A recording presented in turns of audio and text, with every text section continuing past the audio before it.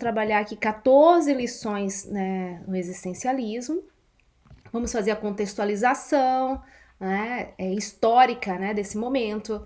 Né, vamos, né, tentar definir o que é essa filosofia da existência, né, que está pautada no que é o existir.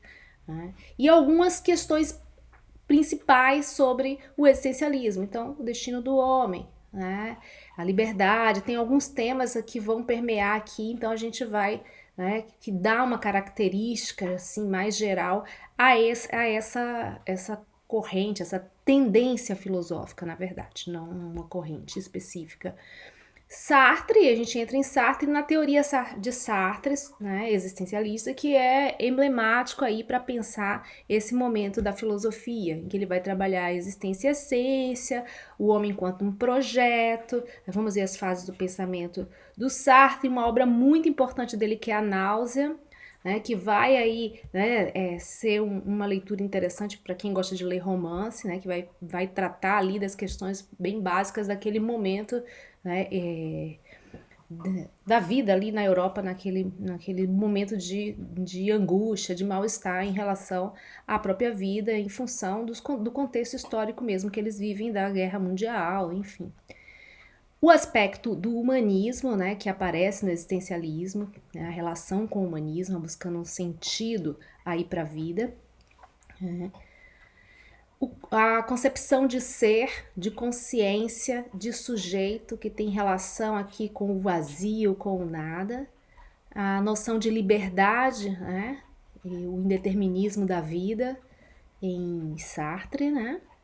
Os determinismos, como é que Sartre entende a questão dos determinismos históricos, das visões deterministas, e ele recusa os determinismos e entende, né, toda a recusa, todo o determinismo, né, que faz uma negação da liberdade, é um ato de má fé.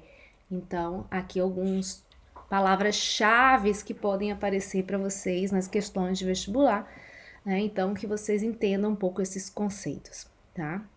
Então, para a gente começar aqui a nossa aula, nós vamos falar aqui então, nesse primeiro momento, né, do contexto histórico do existencialismo.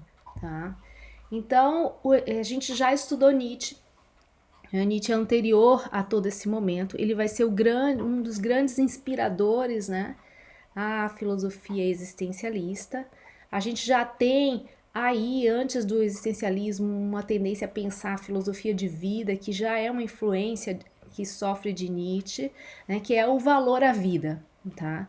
Então Nietzsche já vem falando do valor à vida, já vem falando do processo da crise que a sociedade, né, que a humanidade sofre, pode e viria a sofrer em relação àqueles valores que desvalorizavam a vida, aos valores, né, vamos dizer ali, gregos, né, de Parmênides, de Platão, né, que se desdobraram então até o momento em que ele, né, viveu. E ele faz uma crítica, então a gente precisa retomar Nietzsche, a gente vai ver e aí o Jasper que vai anunciar que Nietzsche é o primeiro existencialista, né? Mas ele está antes desse contexto da Primeira Guerra Mundial, o Nietzsche vai morrer em 1900. Né? Então, o contexto da Primeira Guerra Mundial é que vai desencadear mais seriamente uma necessidade de uma filosofia que pensasse a existência. E aí a gente tem uma crise da razão que ela já vem acontecendo, né, desde Nietzsche, né, a gente Kierkegaard, a gente falou de Schopenhauer, ela já vem, ela se aprofunda aqui, neste momento do século XX, tá? Por quê?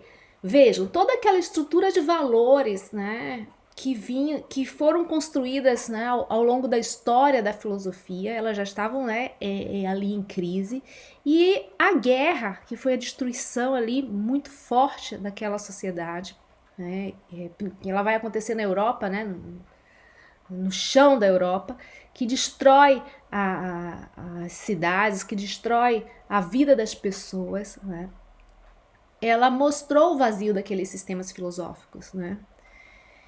Então, esse mal-estar coloca em crise todas aquelas concepções e aqueles valores que eram tidos e vêm lá desde o iluminismo, com a exaltação da razão, né, e da racionalidade, como, né, vamos dizer ali, resolutora de todos os problemas, né, emancipadora do homem.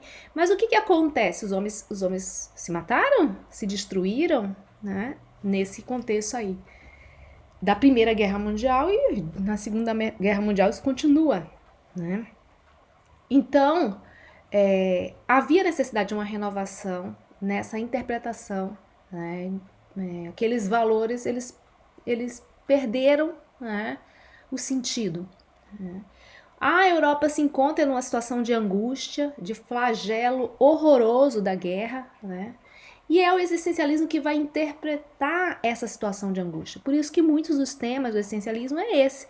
Não é uma filosofia pessimista, né? Podemos até dizer, né, certos pessimismos, né?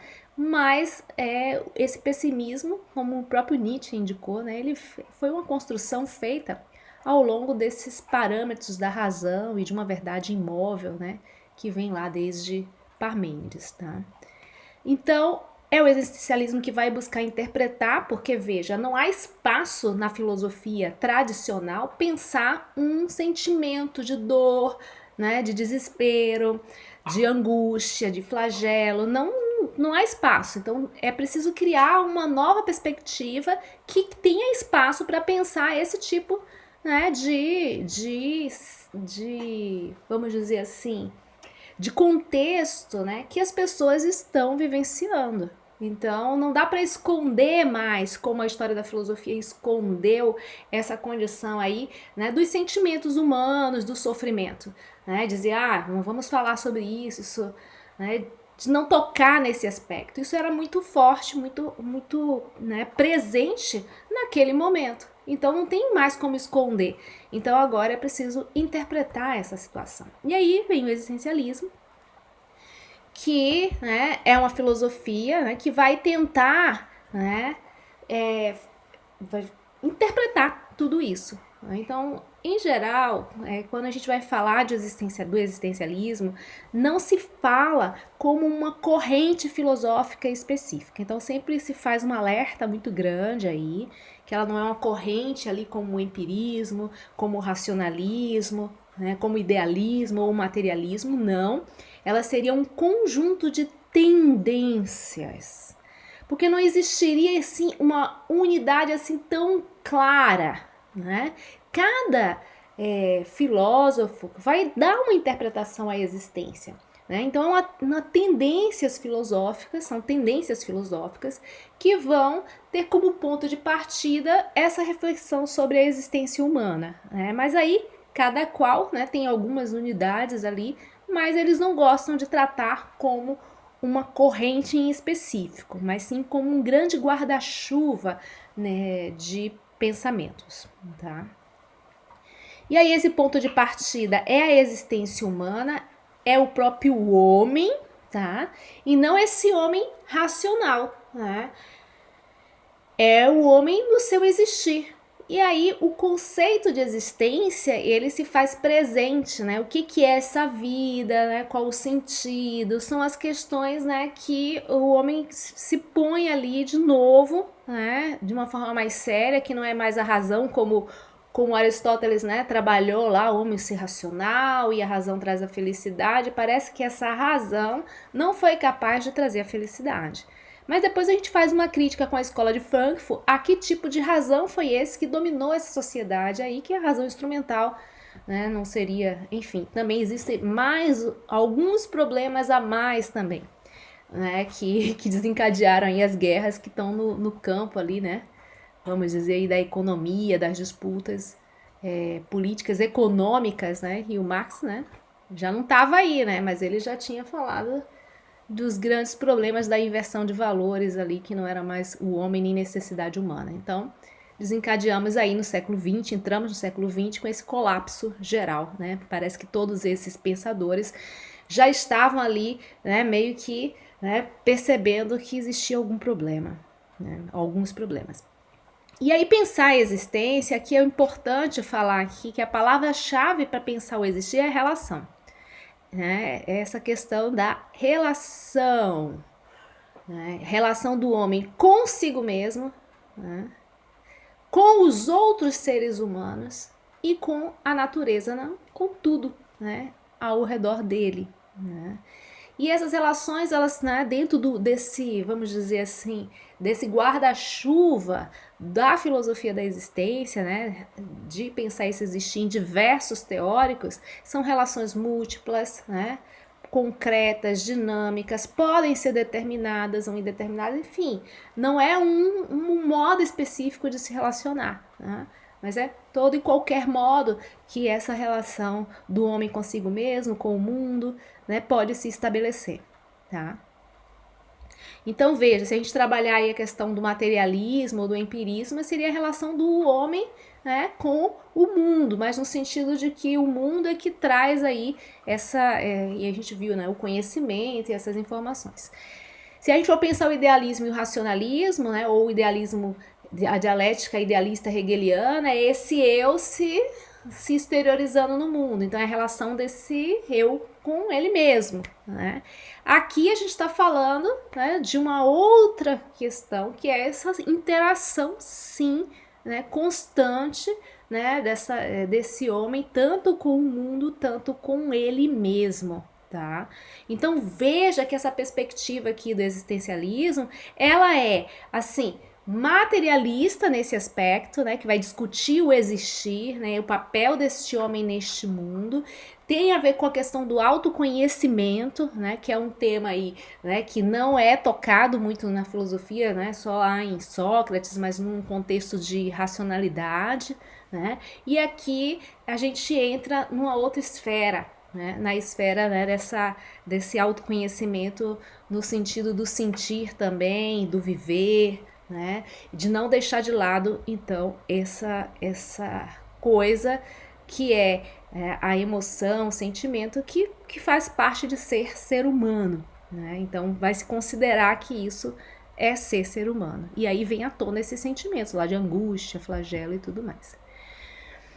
E uma coisa importante de pensar o existencialismo é o seu caráter materialista no sentido de que, né, ele vai, e aí é uma relação muito forte com o marxismo, e é bom vocês anotarem porque não está separado aqui nos slides, né, essa relação com o marxismo, essa visão dramática do destino dos homens, né, porque o que eles têm? O que eles tiveram? A guerra, a destruição, né. Então, essa visão, né, real, realista, vamos dizer assim, eu estou sendo, né, realista, né? Não estou sendo sonhando, eu estou vendo o real. E o real é dramático, né? A situação ali do pós-guerra é muito dramática. Então, é encarar esses aspectos de frente. Então, isso é também um aspecto do existencialismo. Tá aqui no último item, né? Encarar de frente esses aspectos adversos, né, da vida, do destino do homem. Então, isso aqui, anotem, né, é uma questão importante, porque a relação aí com a materialidade, com o materialismo e com a visão do marxismo. Então, a corrente filosófica aí que a gente pode falar, né, que o existencialismo mais se apropria vai ser esse materialismo marxista nessa questão crítica, né, de olhar que há problemas, sim.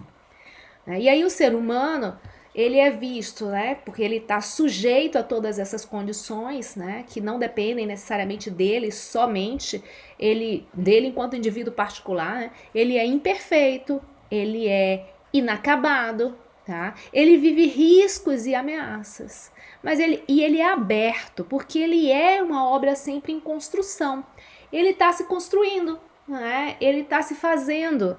Então, o existencialismo, ele vai trabalhar numa perspectiva de que não há naquela coisa, né, de um Deus que nos proteja, não há aquele transcendente, né? Nós estamos no mundo e nós fazemos o nosso destino, né? Não há nada que... E você veja, e o Sartre depois vai apresentar que não existem determinismo, que determinismo tiraria a condição de liberdade desse homem. Então, a liberdade, ela é...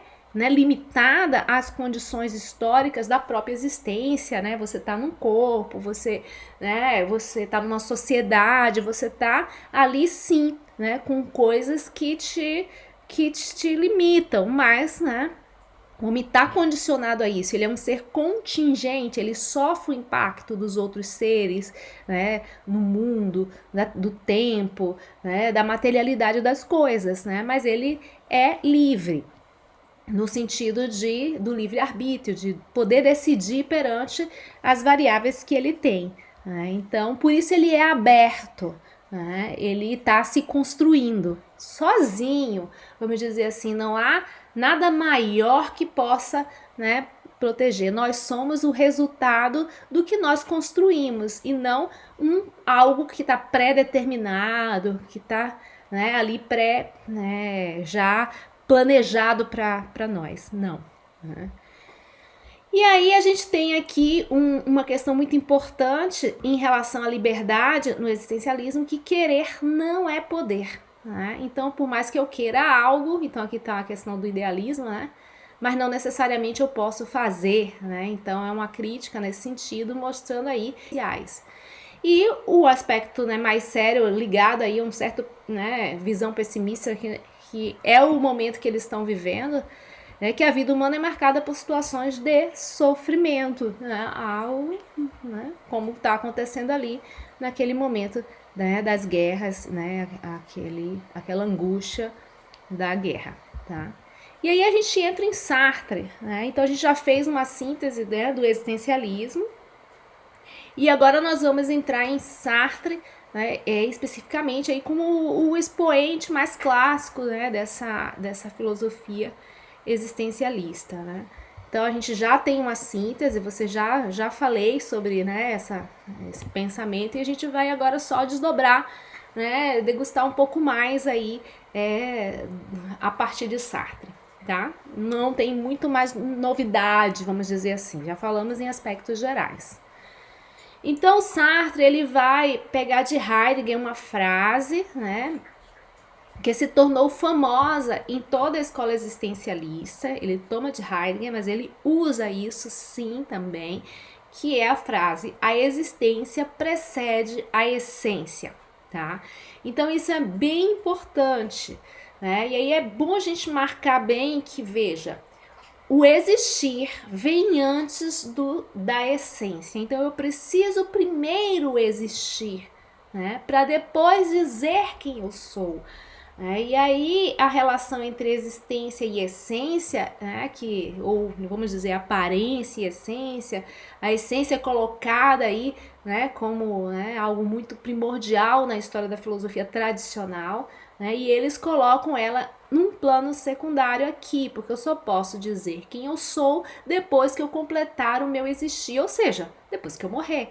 Então isso aqui vai mostrar que o homem ele é um projeto, né, em construção. Né? Então aqui é interessante que eu estava assistindo um vídeo de um outro filósofo, né, falando sobre uma crítica sobre como o existencialismo vem sendo tratado nas redes sociais, como uma filosofia, né, uma autoajuda, dizendo, porque você faz o seu projeto de vida e se organiza e tal e tal.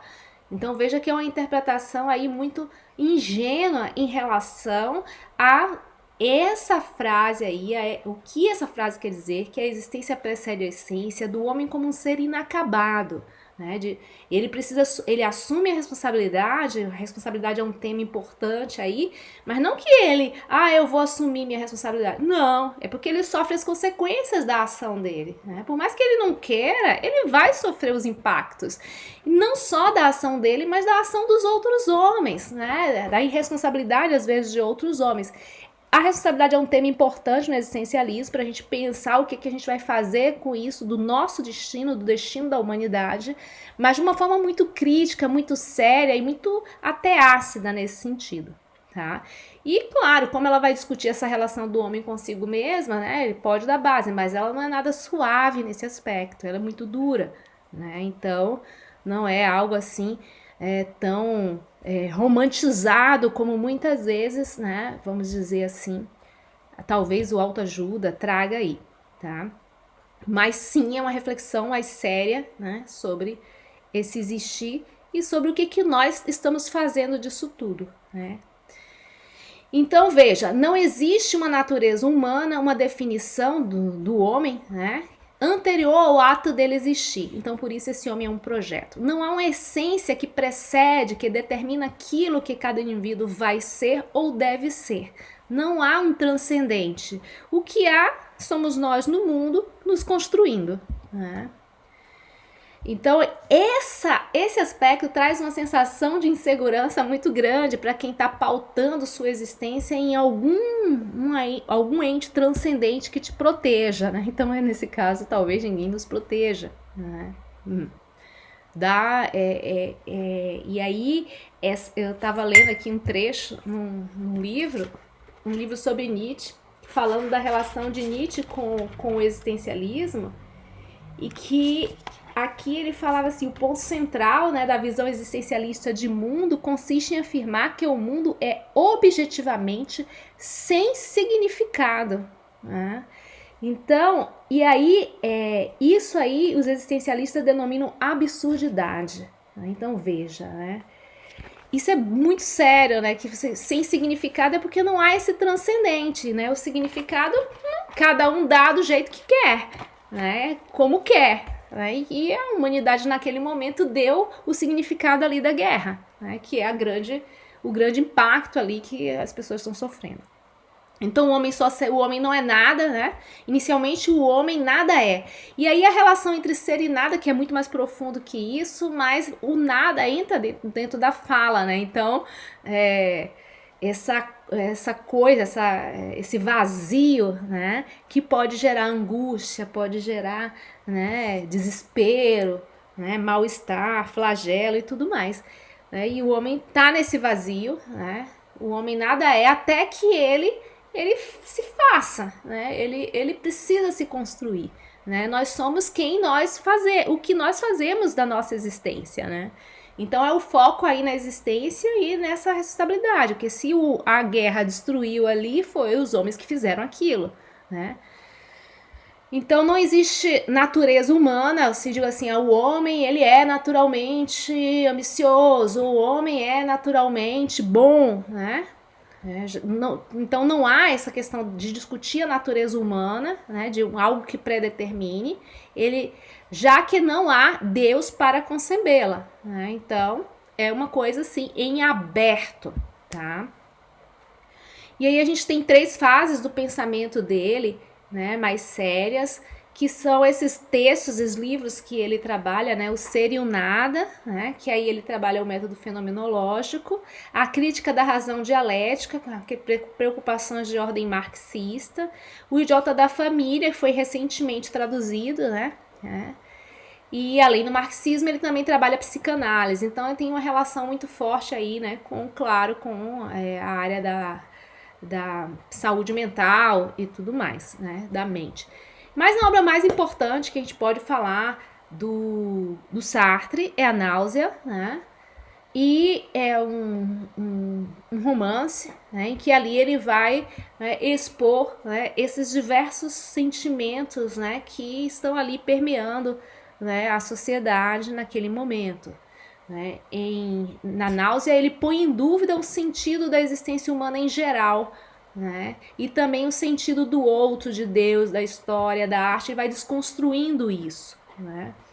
O nome que assume essa dúvida, né, vai ser náusea, mostrar essa sensação que o homem tem perante o mundo, né? Angústia, ressentimento, tudo que está envolvendo ali, flagelo, né? Que está revendo esses valores que o Nietzsche já estava colocando lá, né? Da crise dos valores que iria acontecer e acontece aí no século XX, né? Uma crise profunda dos valores humanos, né?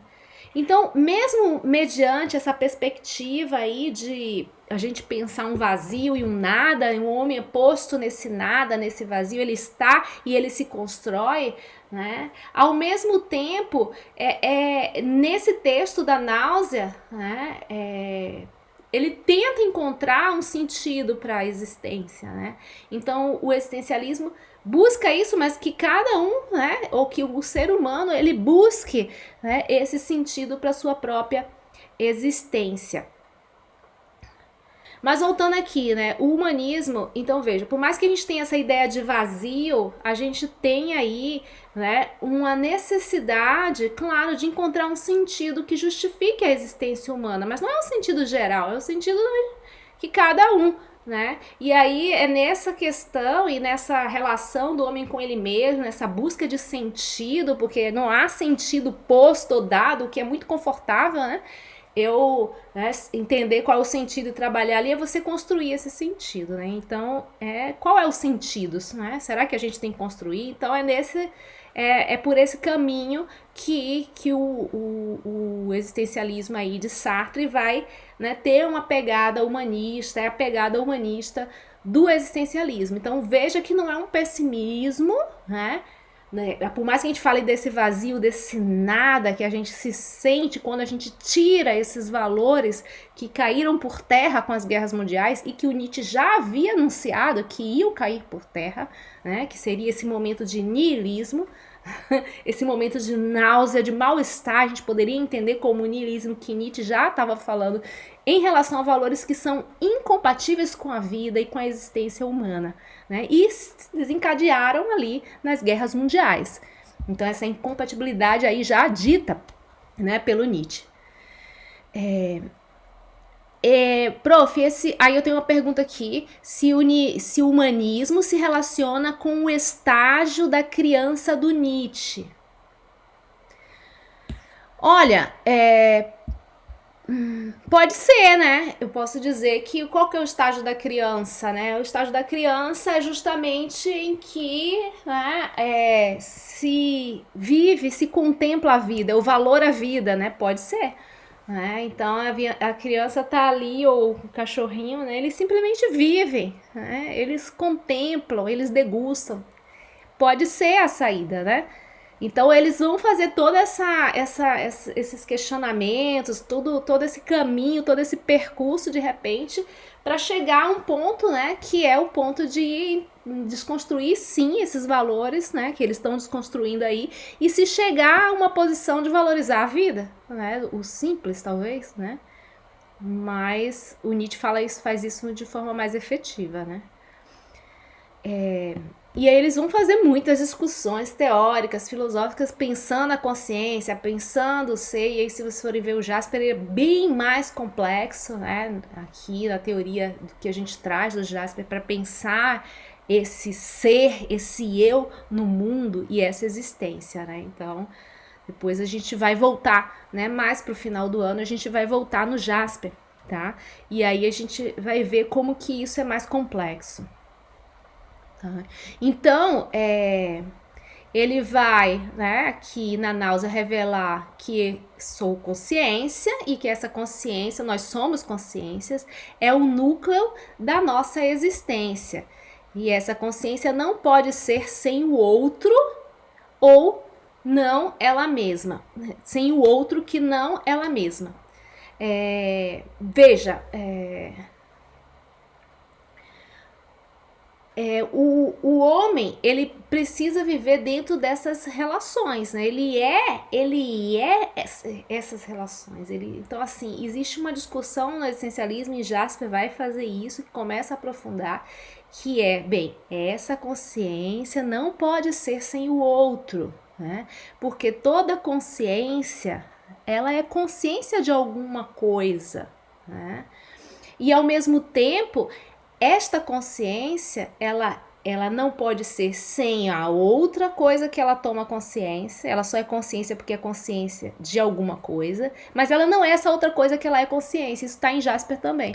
Então veja, eu sou consciência porque eu tenho consciência do mundo, do lápis, eu tenho consciência de vocês, mas eu não sou vocês, eu não sou esse mundo, eu sou...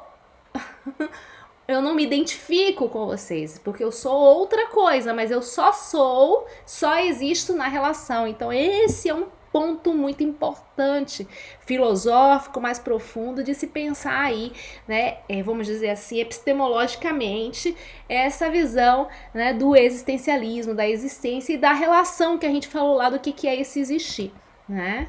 Então, veja, né, estamos às vezes dando uma aprofundada. Aí a questão do ser também, que é se a gente for aprofundar, é bem abstrata também, ó. O ser é o que é, né? Nada mais, né? Ele é pleno, total, perfeito e ilimitado. Nada pode perturbá-lo, né? Pois ele não tem a menor consciência de si mesmo, né? Então, se eu for pensar o ser de uma forma, né, abstrata, né, separar, né, o que é o ser? Né? O lápis, vamos pensar, né?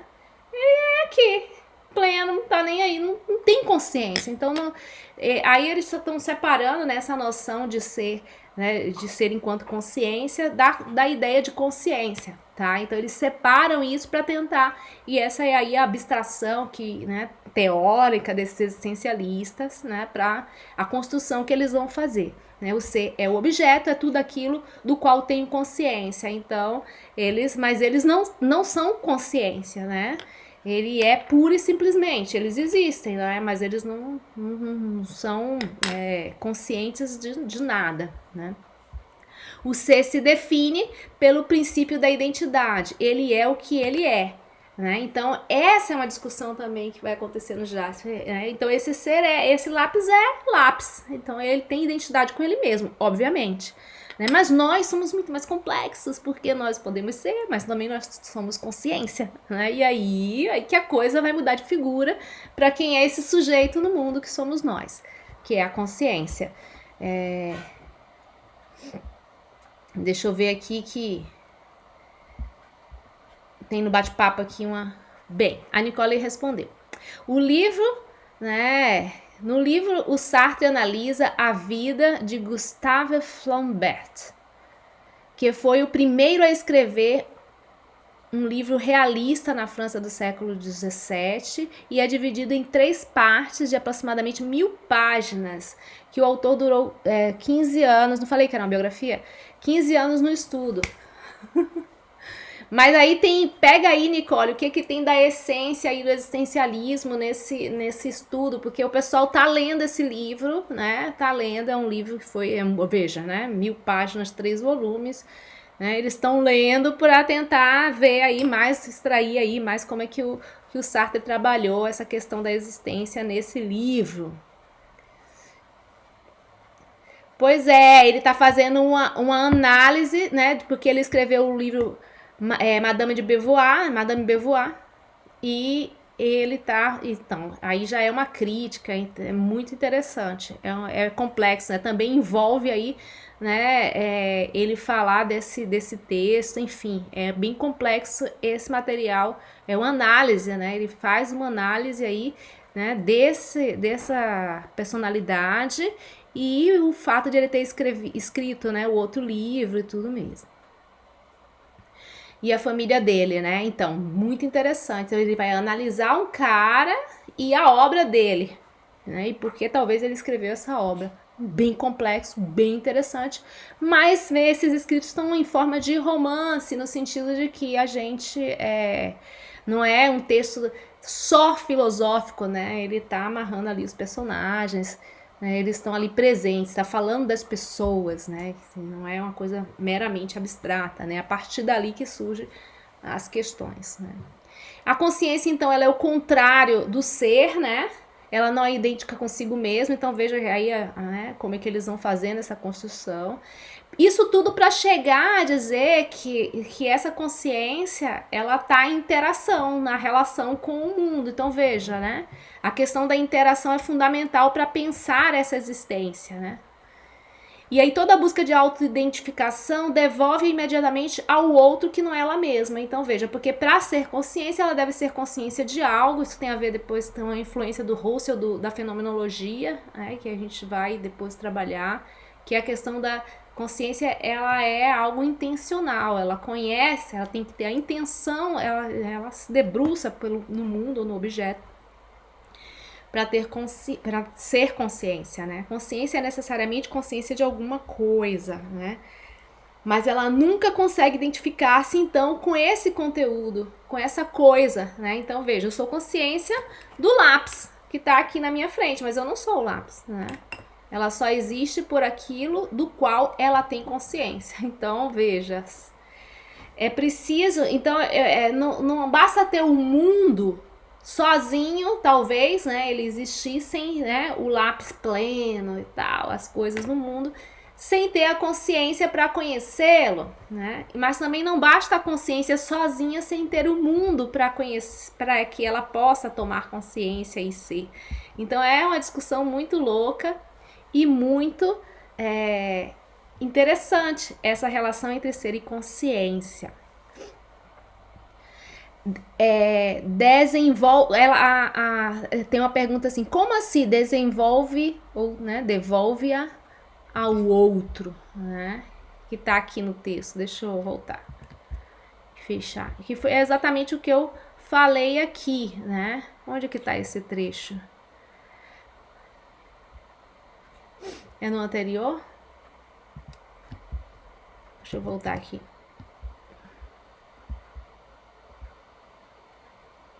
Segundo tópico da consciência. Toda busca de autoidentificação devolve-a imediatamente ao outro que não ela mesma. O que é isso, né? Então, quem sou eu? Né? Nós vamos pensar assim, quem somos nós, né, enquanto ser existente? Né? O sujeito é um sujeito conhecedor, cognoscente, né? Nós temos consciência. Consciência, essa palavra, a gente tem que pegar a epistemologia dela, né? Ou desdobrar ela. Essa palavra quer dizer ter ciência de algo. Consciência quer dizer conhecer algo, tá? Então, né, tudo bem, eu posso até me conhecer, mas eles, né, tentam abstrair essa condição, né? Veja. Então, esta coisa de ter ciência é ter ciência sobre uma outra coisa, né, que não é a própria consciência, digamos, né? Então a consciência precisa ter, ela para ser consciência, ela precisa ter ciência, conhecer outro. E então, mas ela não é esse outro, né? Então toda vez que ela procura entender quem ela é, ela só se entende no outro, por isso que devolve-a imediatamente ao outro. Toda vez que ela quer se conhecer, quer se identificar, ela retorna, né? Ela vai para o outro, mas ela não é o outro, né? Se a gente perder uma palavrinha, um momento a gente pode se perder, mas é simples, né? Como diz o prof, eu adoro esse prof de vocês de biologia, ele fica muito simples, isso não é nada simples. Simples assim, não é simples, mas tudo bem, melhor dizer que é simples. Ai, que ele não me ouça. Mas é isso, né, gente? Se a gente perder o fio, fica tão complexo, mas não é assim, né? Vamos dizer assim, simples assim. Não é tão complexo. É complexo sim. Né? Mas é essa abstração, né? Tem que fazer essa abstração. Tudo bem? Então, vou seguir aqui, tá? A gente já tá terminando aí, são 14 slides, a gente só tem 1 minuto, mas a gente já falou de muita coisa, então eu vou fechar aqui para vocês, né?